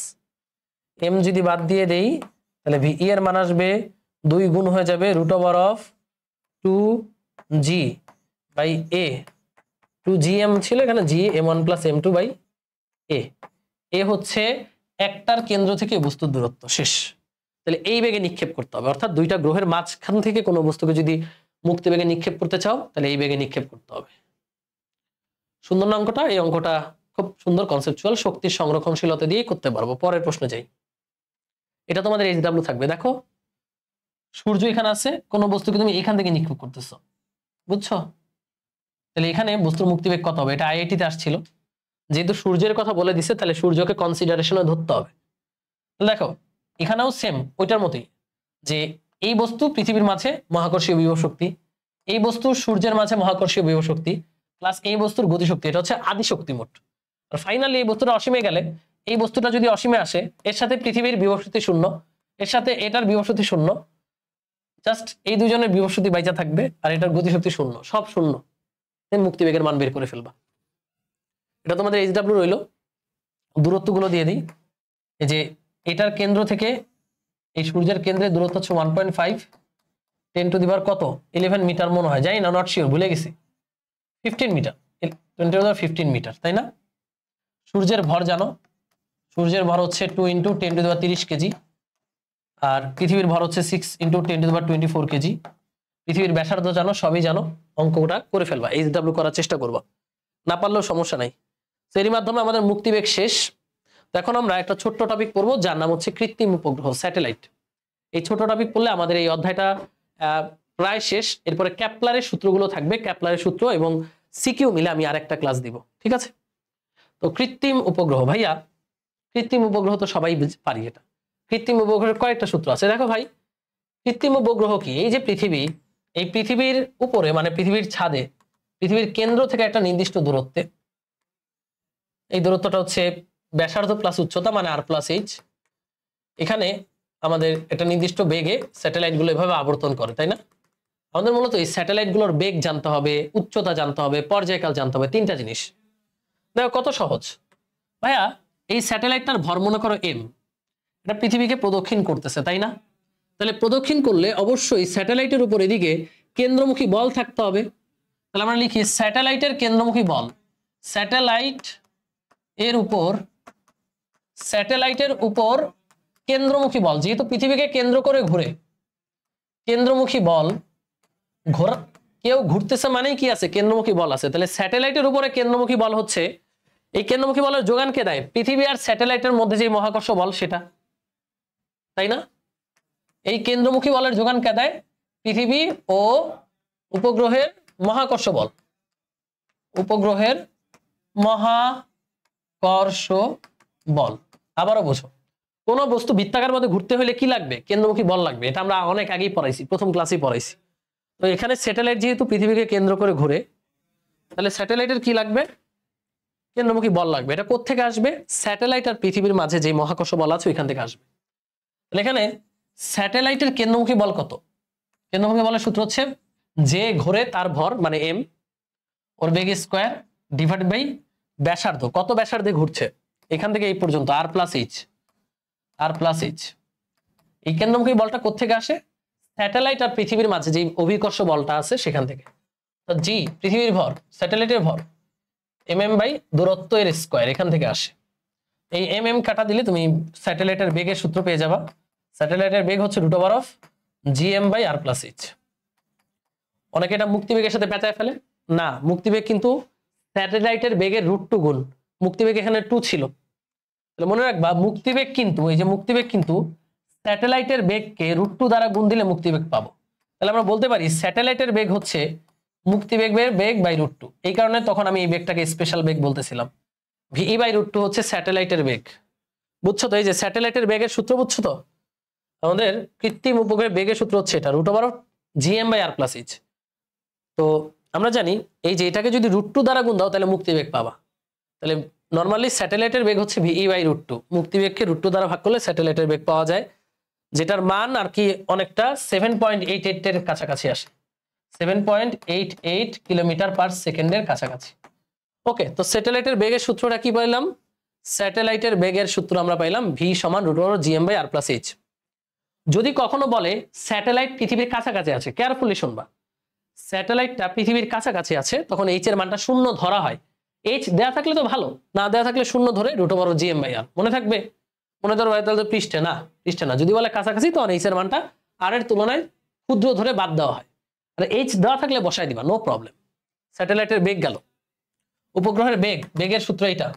এবার উপগ্রহের পর্যায়কাল, ভাইয়া উপগ্রহ সমবেগে ঘুরে, তাহলে এস সমান ভি ইন্টু টি। পর্যায়কাল মানে কি, এখান থেকে ঘুরে পুরো পথ ঘুরে আবার এখানে আসবে। পুরো পথ মানে কি, পরিধি, পরিধি কত 2 পাই, ব্যাসার্ধ, ব্যাসার্ধ কত আর প্লাস এইচ সমান ভি ইন্টু টি। বেগ তো তুমি জানোই, তাহলে স্যাটেলাইটের পর্যায়কাল হবে পরিধি, পরিধি কত 2 pi R plus H by V. এটা হচ্ছে স্যাটেলাইটের পর্যায়কাল। এটা আরেকটা সূত্র, স্যাটেলাইটের পর্যায়কাল অর্থাৎ একটা পূর্ণ ঘূর্ণন দিতে স্যাটেলাইটের যত সময় লাগে 2 pi R plus H by V. V এর মানটা এখানে বসাই দিবা, অঙ্ক শেষ। এবার স্যাটেলাইটের উচ্চতা, এটা তোমরা করবা, আমি করাবো না, এটার প্রমাণ তোমরা করবা, সহজ প্রমাণ, এই কারণে আমি এটা করাবো না, সহজ জিনিস আমরা করাই না। স্যাটেলাইটের উচ্চতা কত উচ্চতায় আছে কেমনে বের করব? এই যে ভি এর মান কথা বুঝো, আমি বলে দিচ্ছি, না করলে কিন্তু পাপ হবে, মনে রেখো যেন। এই ভি এর মানটা এখানে বসাবা, বসানোর পর সমাধান করে এইচ এর মানটা বের করবা। এইচ হলো স্যাটেলাইটের উচ্চতা, এইচ এর সূত্র হচ্ছে GMT স্কয়ার, কথা বুঝো, বাই 4 পাই স্কয়ার, এই পুরোটার পাওয়ার 1/3 মাইনাস আর। এটা হচ্ছে এইচ এর সূত্র, স্যাটেলাইটের উচ্চতার সূত্র, মানে ভূপৃষ্ঠ থেকে কত উচ্চতায় আছে। GMT square by 4 pi square whole to the power 1/3 minus R. এই হচ্ছে স্যাটেলাইটের উচ্চতা। তাহলে তিনটা সূত্র বললাম, কি কি? কৃত্রিম উপগ্রহের বেগ root over GM by R plus H, পর্যায়কাল 2 pi R plus H by V.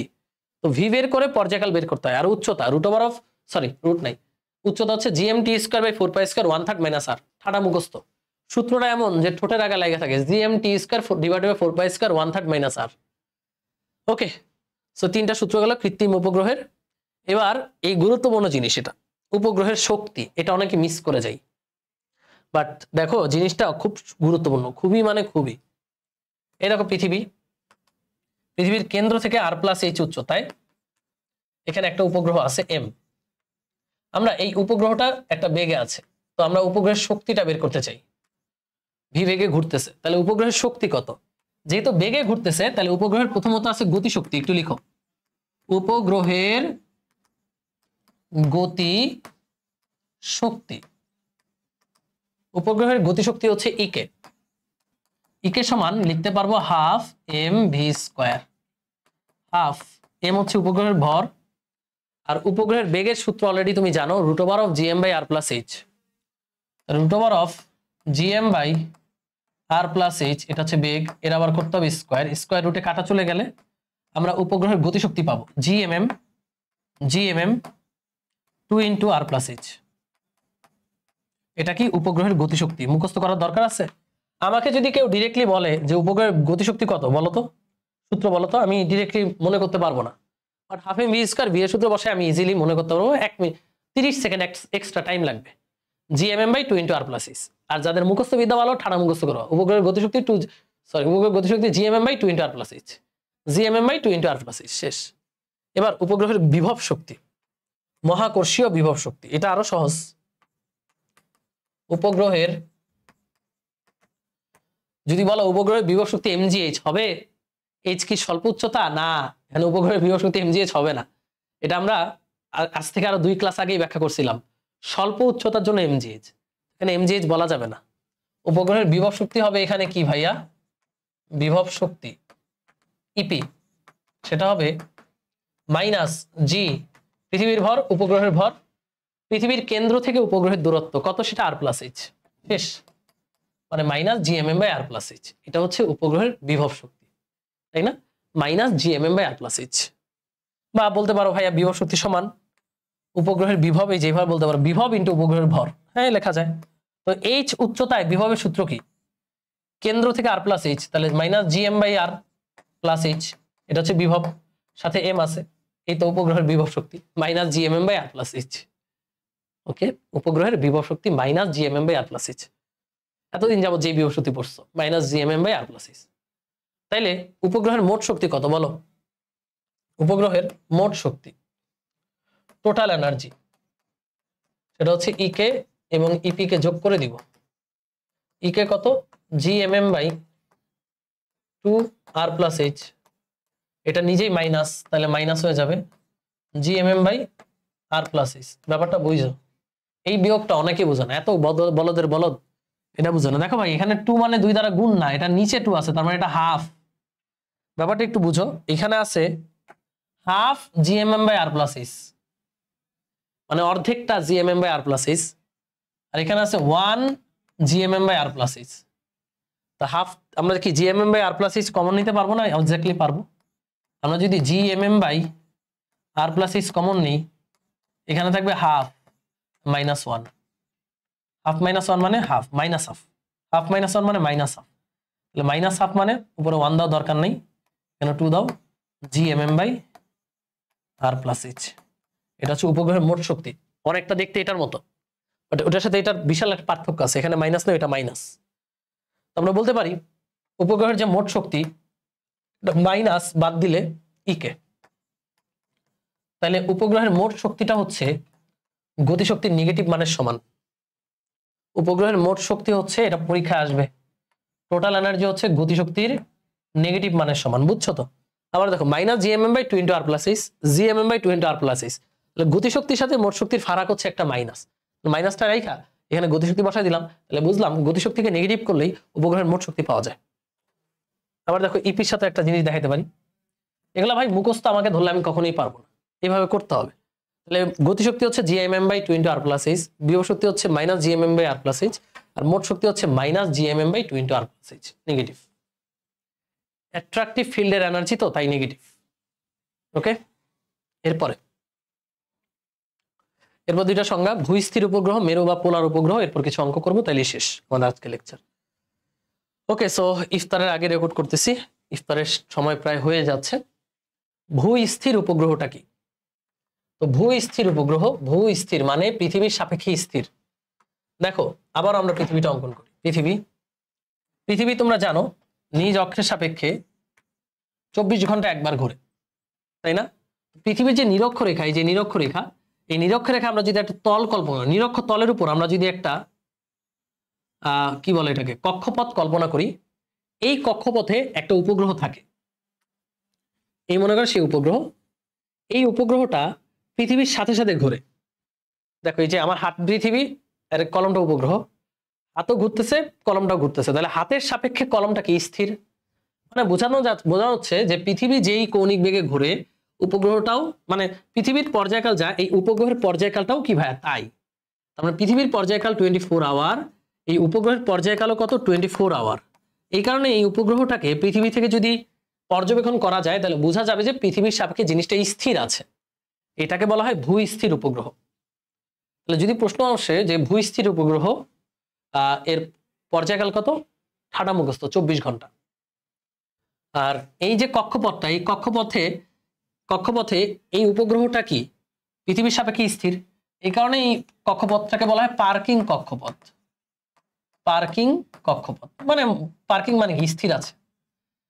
আসলে কিন্তু স্থির না, আসলে কিন্তু উপগ্রহটা যাচ্ছে, কিন্তু পৃথিবীর সাথে সাথে যাচ্ছে, একই পর্যায়কালে ঘুরতেছে, তো তাই পৃথিবীর সাপেক্ষে স্থির মনে হয়। এটা হলো ভূস্থির উপগ্রহ। এবার এখানে আরেকটা আছে মেরু বা পোলার উপগ্রহ। ভাই এই যে দেখো মেরু অঞ্চলে যে রেখা, এই যে রেখা, এই তলে, মেরুর তলে আমরা যদি একটা কক্ষপথ চিন্তা করি, এই যে এইভাবে দেখো জিনিসটা এইভাবে, এই মনে করো মেরু অঞ্চল, এই মেরুকে, এই যে মেরুর যে তল, এই তলে যদি আমরা একটা কক্ষপথ এভাবে চিন্তা করি, যে কিছু কিছু উপগ্রহ আছে যারা এই তলে ঘুরছে, এই যে এইভাবে, পিছন সাইডটা তো দেখা যায় না, যে এইভাবে ঘুরছে, এইভাবে প্রদক্ষিণ করছে, মেরু বা পল বরাবর প্রদক্ষিণ করতেছে, মেরু বা পোল বরাবর প্রদক্ষিণ করছে। এই কক্ষপথগুলো, এইখানে যে উপগ্রহগুলো আছে, এগুলোকে বলা হয় পোলার উপগ্রহ। এবং এই পোলার উপগ্রহর স্পিড অনেক বেশি হয়। এই পোলার উপগ্রহর পর্যায়কাল হয় মোটামুটি 100 মিনিটের মতো। এগুলো এমসিকিউতে আসবে। পোলার উপগ্রহ, এই কারণে টিপি দিলাম, এদের পর্যায়কাল 100 মিনিটের মতো, মানে 100 মিনিটে এরা পৃথিবীকে একবার প্রদক্ষিণ করে আসবে। তাহলে বুঝতেই পারতেছো প্রচন্ড স্পিডি। এগুলো দিয়ে টেলিকমিউনিকেশন করা হয় এই উপগ্রহগুলো দিয়ে। এগুলোকে বলে মেরু বা পোলার উপগ্রহ। আর এগুলা ভূপৃষ্ঠের খুব কাছাকাছি থাকে, মানে মোটামুটি 700 থেকে 800 কিলোমিটার উপরের মধ্যেই এই পোলার উপগ্রহগুলো থাকে, বুঝছো, কাছাকাছি। এই মেরু বা পোলার উপগ্রহ আর ভূস্থির উপগ্রহ থেকে এমসিকিউ আসতে পারে, দ্যাটস ইট। চলো আমাদের উপগ্রহ পড়া শেষ, এবার আমরা কিছু প্রশ্ন সলভ করি। কি বলছে? আচ্ছা, পৃথিবী পৃষ্ঠ থেকে 100 কিলোমিটার উচ্চতায় কোনো উপগ্রহ পৃথিবীকে প্রদক্ষিণ করছে। পৃথিবী পৃষ্ঠ থেকে উচ্চতা দ্বিগুণ করলে পর্যায়কাল ও বেগের কিরূপ পরিবর্তন হবে? উচ্চতা কয় গুণ করব? দ্বিগুণ। তাহলে আগে ছিল পৃথিবী পৃষ্ঠ, মানে এটা আর আর এটা এইচ। আগে ছিল 100 কিলোমিটার উচ্চতায়, এখন চলে যাবে 200 কিলোমিটার উচ্চতায়, 2h। উচ্চতা ডাবল করেছো, তাহলে পর্যায়কাল আর বেগ কত হবে? তাহলে ভাই আগে পূর্বে বেগ কত? √2gm by R plus 100 kilometre, মিটারে নিয়ে নিবা, এটা ছিল আগের বেগ। পরের বেগ কত হবে? √2gm বাই আর প্লাস 200, মিটারে নিয়ে নিও। তাহলে বেগের পরিবর্তন বের করতে পারবা না নাকি আমার করে দিতে হবে? পারবা, বেগের পরিবর্তন বের করতে পারবা। এবার আগে পর্যায়কাল কত ছিল? 2π আর প্লাস h বাই v1। পরের পর্যায়কাল কত হবে? 2π আর প্লাস h কিন্তু 200 বাই v2। কিলোমিটার আছে, মিটারে নিয়ে নিও। তারপরে পর্যায়কালে পরিবর্তন বের করতে পারবা না, মানে ডেল ভি ডেল টি বের করতে পারবা না। যদি না পারো তাহলে ধরো তোমরা ক্লাসই করো নাই, এটা করবা, নিজেরা করবা। পরের প্রশ্নে আসি। পার্কিং কক্ষপথে থাকা ভূস্থির উপগ্রহের উচ্চতা বেগ নির্ণয় করো। পার্কিং কক্ষপথে আছে মানে বলে দেওয়া আছে তার পর্যায়কাল 24 ঘন্টা। তাহলে উচ্চতার বেগ নির্ণয় করতে বলছে। তাহলে উচ্চতা হচ্ছে gm t square 4π square 1/3 minus r। দেখো পার্কিং কক্ষপথ মানে টি এর মান বলতেছে 24 ঘন্টা মানে 86,400 সেকেন্ড। এম পৃথিবীর ভর, এটা জানো, আর হচ্ছে পৃথিবীর ব্যাসার্ধ। অঙ্ক শেষ, ক্যালকুলেট করবো, অঙ্ক শেষ। বেগ কত? ভি সমান √, উচ্চতা বের করছো না, 2 দিচ্ছি কেন আবার, gm by R plus h।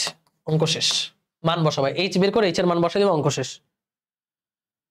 পরের প্রশ্ন। একটি স্যাটেলাইটকে পৃথিবী থেকে 2r দূরত্বের কোনো কক্ষপথে স্থাপন করতে কি পরিমাণ শক্তি প্রয়োজন হবে? একটা স্যাটেলাইটকে পৃথিবী থেকে, এই হচ্ছে পৃথিবীর পৃষ্ঠে মনে করো এই স্যাটেলাইটটা আছে, হচ্ছে স্যাটেলাইটের ভর m। এটাকে নিয়ে পৃথিবীর পৃষ্ঠ থেকে 2r, পৃথিবীর পৃষ্ঠ থেকে 2r মানে কেন্দ্র থেকে কত?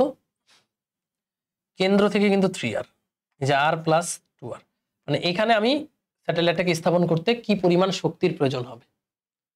আমি এটা কেমনে করব? ভাইয়া আমি একটা কাজ করব, কি পরিমাণ শক্তির প্রয়োজন হবে। আমি এক কাজ করব, আমি এইখানে স্যাটেলাইটের মোট শক্তি বের করব, আবার এইখানে স্যাটেলাইটের মোট শক্তি বের করব। এই মোট শক্তির পরিবর্তনটাই হলো এখান থেকে এখানে নিতে যে পরিমাণ শক্তি খরচ করতে হচ্ছে। ব্যাপারটা বুঝাইতে পারছি? আমি এক্সাম্পল দিয়ে বুঝাই। মনে করো স্যাটেলাইটের এখানে শক্তি হচ্ছে 50 জুল, আর এখানে শক্তি ক্যালকুলেট করে দেখলাম 500 জুল। তাহলে আমার এখান থেকে এখানে নিতে কত শক্তি দিতে হয়েছে বা কত কাজ করতে হয়েছে? 50 মাইনাস 500 মাইনাস 50 হয়ে গেল। তাহলে আমি কি করব? পৃথিবীর কেন্দ্র থেকে 3r উচ্চতা, এই যে r প্লাস 3r উচ্চতা, এখানে উপগ্রহের মোট শক্তি বের করব। উপগ্রহের মোট শক্তির সূত্র জানি কি? মাইনাস গতিশক্তি, তাই না? মাইনাস গতিশক্তি কত? gmm by 2 into R plus H. মান বসায় দাও, minus G M by 2 into H কত? এইচ হচ্ছে 2r, আর হচ্ছে r, তার মানে 3r মানে 6r, আর প্লাস এইচ মানে 3r মানে 6r। এটা হলো এইখানে মোট শক্তি, এটা এইচ মানে হচ্ছে ওই উচ্চতায় মোট শক্তি। এবার পৃথিবী পৃষ্ঠে উপগ্রহের শক্তি, পৃথিবী পৃষ্ঠে উপগ্রহের শক্তি, যে পৃষ্ঠে উপগ্রহের শক্তি হচ্ছে মাইনাস gmm বাই r। আর কেউ আছে?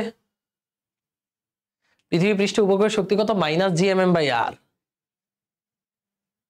তাইলে এটাই তো, আর কোনো শক্তি নাই তো, আমি তোর বেগ টেক কিছু দেই নাই। তাহলে মোট শক্তি হচ্ছে এই উচ্চতায়, আর পৃষ্ঠে হচ্ছে মোট শক্তি এটা। তাহলে আমার ওই উচ্চতায় নিতে কত শক্তি প্রয়োজন হয়েছে? ফাইনাল শক্তি মাইনাস আদি শক্তি বাদ দিয়ে দিই। ফাইনাল শক্তি হচ্ছে মাইনাস gmm বাই 6r, আর আদি শক্তি বাদ দিব মাইনাস gmm বাই r। মাইনাসে মাইনাসে প্লাস হয়ে যাবে, তাহলে gmm বাই rটা আমাদের কমন, 1 মাইনাস 1/6 মানে 5/6, তাহলে 5/6 gmm বাই r, এটা হচ্ছে আমাদের অ্যান্সার। 5/6 gmm বাই r পরিমাণ এনার্জি দিলে আমরা এই উপগ্রহটাকে এখান থেকে নিয়ে 2r উচ্চতায় সেট করতে পারবো। বুঝছো? সুন্দর প্রশ্ন। মানে এইচ উচ্চতায় মোট শক্তি বের করলাম, পৃষ্ঠে মোট শক্তি বের করলাম, দুই শক্তির তফাতই হচ্ছে যে পরিমাণ কাজ আমার করতে হচ্ছে। তাহলে যদি এখানে প্রশ্ন বলে এখান থেকে এখানে নিতে কাজ কত, এই যে কাজ হবে দুইটা শক্তির ব্যবধান 5/6 GMM/r। পরের প্রশ্ন, নভোচারী কি ধারণা করছে? নভোচারী ধারণা করছে এত দূর সরালে বেগ অর্ধেক হবে। তাহলে ফার্স্টে বেগ বের করবা। এই যে দেখো নভোচারী ধারণা সঠিক কিনা। 1000 কিলোমিটার দূরে বেগ বের করবা। তাহলে 1000 কিলোমিটার দূরে বেগ কত হবে? v1 2 GM/r প্লাস 1000 মিটারে নিয়ে নিও। এবার বলছে উপগ্রহটিকে আরো 22,200 কিলোমিটার সরালে বেগ অর্ধেক হবে। মানে পরবর্তীতে বেগ বের করবা √2 GM/r প্লাস 22,200। এরপর দেখবা v1টা মানে বেগটা অর্ধেক হয়েছে কিনা, মানে বেগটা অর্ধেক হয়েছে কিনা, মানে v2টা v1/2 কিনা যাচাই করবা। পারবা না? পারা উচিত। হ্যাঁ, v2টা v1 এর অর্ধেক কিনা, মানে বেগটা অর্ধেক হয়েছে কিনা। অর্ধেক হলে হ্যাঁ নভোচারীর ধারণা ঠিক ছিল, না হইলে না। কৃত্রিম উপগ্রহের কেন্দ্রমুখী ত্বরণ বা কেন্দ্রমুখী ত্বরণ হচ্ছে v²/r, এখানে r+h। বাচ্চাদের প্রশ্ন, বেগ বের করবা, দিয়ে দিবা। এই যে এখানে বেগ দিছে না, বেগ দেয় নাই। বেগের মান কত? কৃত্রিম উপগ্রহের বেগ কত বলো? √2 GM/r+h, স্কয়ার করলে GM/r+h, নিচে একটা r+h আছে, তাহলে GM/r+h এর স্কয়ার। শেষ। এটা হচ্ছে কৃত্রিম উপগ্রহের কেন্দ্রমুখী ত্বরণ। কৃত্রিম উপগ্রহের রৈখিক বেগ v বের করবা। শেষ। আমাদের কেপলারের সূত্রে চলে আসলাম। সো কেপলার আমি একটু দেখাই যে এরপরে আমাদের লাস্ট পর্ব, মানে পর্ব নয় লাস্ট পর্ব, কেপলারের সূত্র পড়বো, যেটা আমাদের বইয়ে নাই, ইন ডিটেলসে পড়বো। কেপলার মূলত উপবৃত্তকে চিন্তা করে, উপবৃত্তাকার কক্ষপথ চিন্তা করে সূত্রগুলো দিয়েছে, যেটা বইয়ে নাই। বইয়ে খালি 3টা সূত্র আছে, বিবৃতি আছে, এগুলো আমরা ইন ডিটেলসে জানবো, যেহেতু পুরো ক্লাসে ডিটেলসে। এরপরে কেপলার সূত্র দিয়ে অঙ্ক করব। এরপরে দেখো তোমাদের জন্য কম্প্যাক্ট সিকিউ রেখেছি, যেগুলো বোর্ড সিকিউ। অ্যাকচুয়ালি অ্যাডমিশন তো অনেক প্রশ্নই করাইছি, এখানে বোর্ড সিকিউ গুলো আছে, যা করলে আমাদের এই অধ্যায়টা শেষ। তো যাই হোক, আমরা আজকের ক্লাসে অনেক গুরুত্বপূর্ণ কিছু টপিক জানলাম। ক্লাসটা কেমন লেগেছে অবশ্যই কমেন্টে জানাবা, বন্ধুদেরকে অবশ্যই জানাই দিবা, কারণ তোমরা যদি এই ক্লাসগুলো শেয়ার না করো এই পরিশ্রমই বৃথা। এই ক্লাসগুলো করবা, আর ইয়াসিন ভাইয়ের যে পেড কোর্সগুলো আছে ওইগুলোতে অবশ্যই এনরোল করবা। তোমাকে ফিজিক্সে বস বানানোর দায়িত্ব আমার। সবাই ভালো থাকো, সুস্থ থাকো, ভাইয়ের জন্য দোয়া রেখো। আল্লাহ হাফেজ, টাটা।